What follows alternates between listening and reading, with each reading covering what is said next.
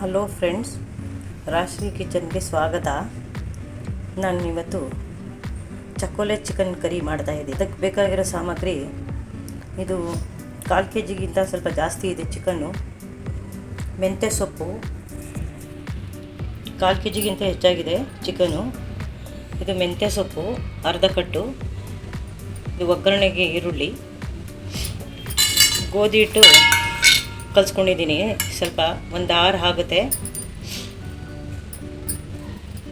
ಈರುಳ್ಳಿ ಹುರ್ಕೋಬೇಕು, 3 ಟೊಮೊಟೊ, ಸ್ವಲ್ಪ ಹುಣಸೆಹಣ್ಣು, 1 ಏಲಕ್ಕಿ, 4 ಲವಂಗ, ಒಂದು ಸ್ವಲ್ಪ ಚಕ್ಕೆ, ಒಂದು ಮೇಲ್ಗಡೆ ಇದು ತೆಂಗಿನಕಾಯಿದು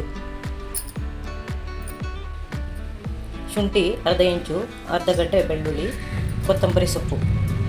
ಈರುಳ್ಳಿನ ಎಣ್ಣೆಗೆ ಹಾಕಿ, ಈರುಳ್ಳಿ ಮತ್ತು ಶುಂಠಿ ಬೆಳ್ಳುಳ್ಳಿ ಎಣ್ಣೆಗೆ ಹಾಕಿ ಹುರ್ಕೋಬೇಕು. ಹುರಿದು ಮಸಾಲೆ ಮಾಡ್ಕೋಬೇಕು.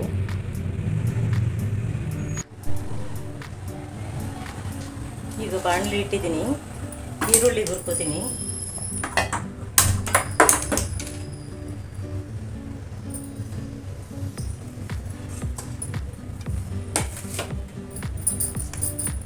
ಸ್ವಲ್ಪ ಎಣ್ಣೆ ಹಾಕ್ತೀನಿ.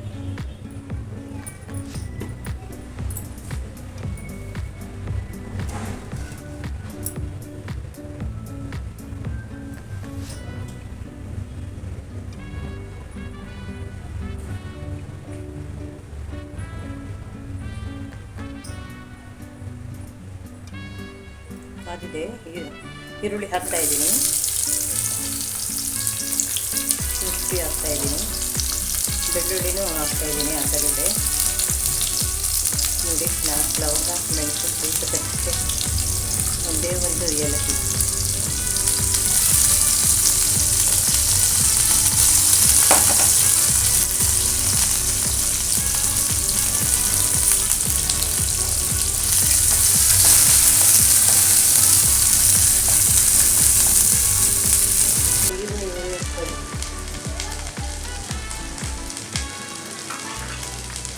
ಜಾರಿಗೆಲ್ಲ ಹಾಕೊಳ್ಳೋಣ.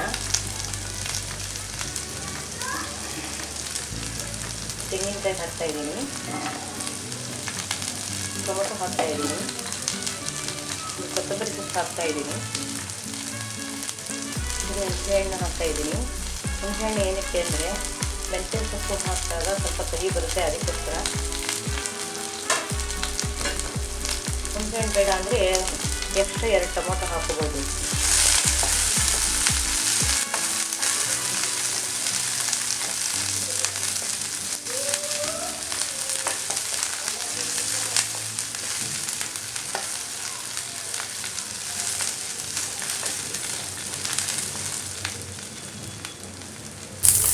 ಮೇಲೆ ರುಬ್ಕೋಬೇಕು.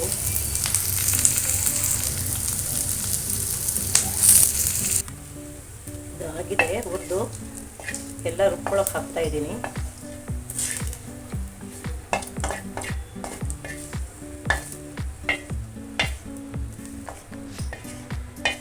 ನುಣ್ಣಗೆ ರುಬ್ಕೋಬೇಕು.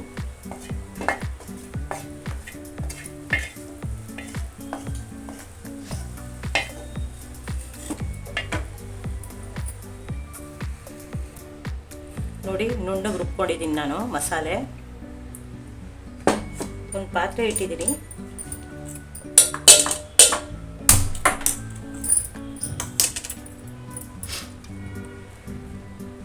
ಎಣ್ಣೆ ಹಾಕ್ತಾ ಇದ್ದೀನಿ. 1-2 ಸ್ಪೂನ್ ಎಣ್ಣೆ ಹಾಕಿದ್ರೆ ಸಾಕು.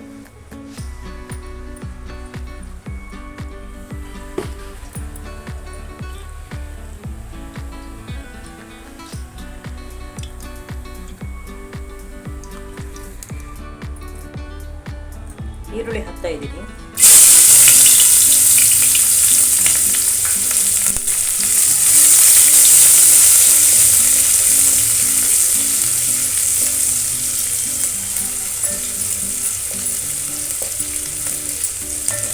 ನಾವು ಯಾವಾಗಲೂ ಚಪಾತಿನೇ ತಿಂತಾ ಇರ್ತೀವಿ. ಈ ಥರ ಮಾಡಿ ತಿಂದರೆ ಚೆನ್ನಾಗಿರುತ್ತೆ.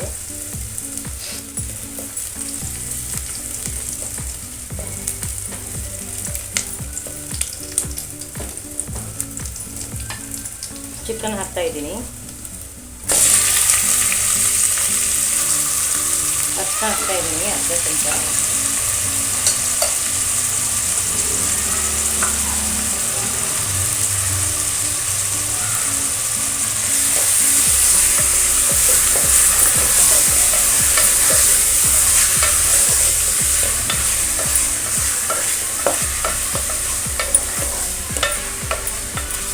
ಒಂದು 10 ನಿಮಿಷ ಟೈಮ್ ಆಗುತ್ತೆ ಅಷ್ಟೇ. ಚಪಾತಿ ತಿನ್ನೋ ಬದಲು ಈ ಥರ ಒಂದ್ಸರಿ ಮಾಡ್ಕೊಂಡು ತಿಂದರೆ ಮೆತ್ತಗೆ ಚೆನ್ನಾಗಿರುತ್ತೆ. ವಯಸ್ಸಾದವರು ತಿನ್ಬೋದು ಈ ಥರ ಮಾಡಿಕೊಟ್ರೆ.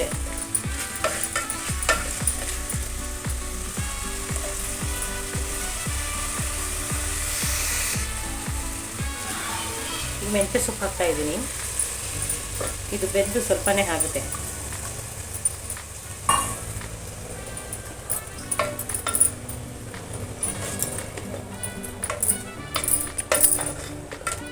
ಒಂದೆರಡು ನಿಮಿಷ ಚೆನ್ನಾಗಿ ಹುರಿಬೇಕು ಚಿಕನ್ ಮತ್ತು ಮೆಂತ್ಯ ಸೊಪ್ಪು.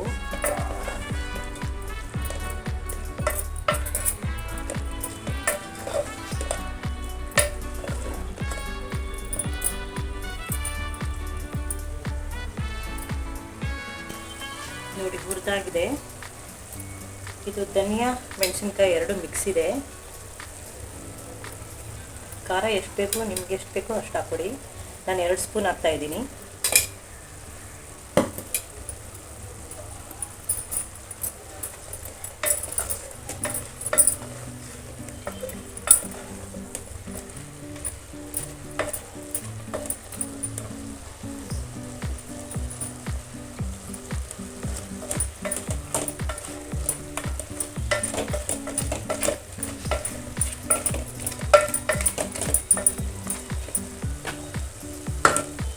ಮಸಾಲೆ ಹಾಕ್ತಾಯಿದ್ದೀನಿ.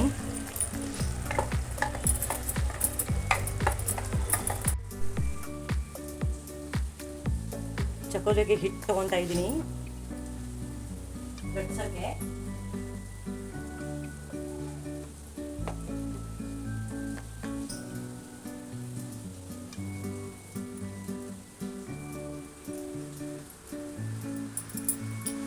ಇದು ಚಪಾತಿ ಥರ ಲಟ್ಟಿಸ್ಕೋಬೇಕು. ತುಂಬ ತೆಳ್ಳಗೇನು ಬೇಕಾಗಿಲ್ಲ, ತುಂಬ ದಪ್ಪನೂ ಬೇಡ, ತುಂಬ ತೆಳ್ಳಗೂ ಬೇಡ. ಆ ಥರ ಲಟ್ಟಿಸ್ಕೋಬೇಕು.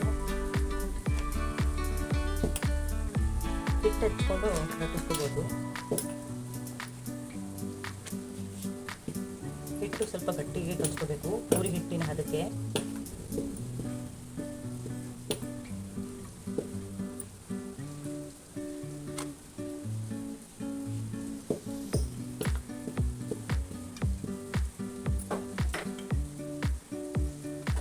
ಡೈಮಂಡ್ ಶೇಪಲ್ಲಾದ್ರೂ ಕಟ್ ಮಾಡ್ಬೋದು, ಇಲ್ಲ ಸ್ಕ್ವೇರ್ ಆದರೂ ಕಟ್ ಮಾಡ್ಬೋದು.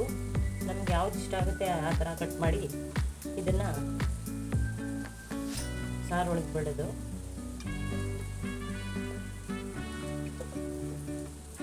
ನೋಡಿ ಡೈಮಂಡ್ ಶೇಪಲ್ಲಿ ಕಟ್ ಮಾಡ್ತಾ ಇದ್ದೀನಿ. ಈ ಥರ ಎಲ್ಲ ಹಿಟ್ಟನ್ನು ಕಟ್ ಮಾಡಿಕೊಂಡು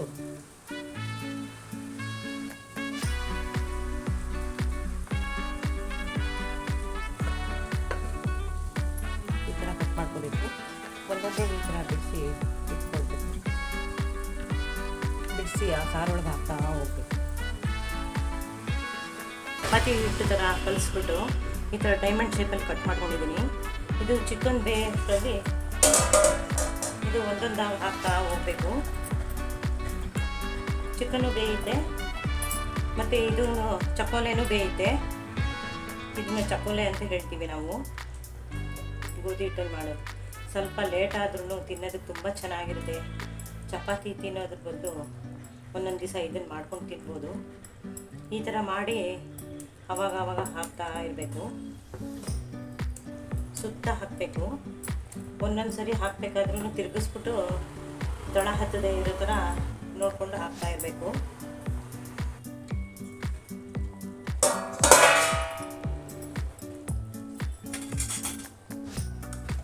ಮತ್ತೆ ಇನ್ನೊಂದು ಸರಿ ಹಾಕ್ತಾ ಇದ್ದೀನಿ.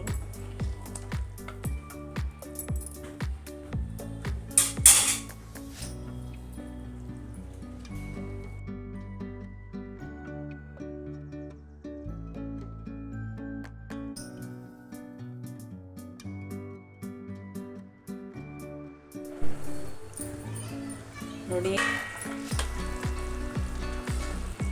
ಇದು ಈ ಥರನೇ ಇರೋದು. ಒಣ ತಿನ್ನೋಕ್ಕಾಗಲ್ಲ, ಈ ಥರನೇ ತಿನ್ನಬೇಕು. ಸ್ವಲ್ಪ ನೀರೇನಾದರೂ ಗಟ್ಟಿ ಅನಿಸಿದ್ರೆ ಮೇಲ್ಗಡೆ ತಟ್ಟೆಯಲ್ಲಿ ನೀರು ಇಟ್ಬಿಟ್ಟು ಬಿಸಿ ಆದಮೇಲೆ ಹಾಕ್ಬೋದು. ನೋಡಿ, ಈ ಥರ ಬರುತ್ತೆ.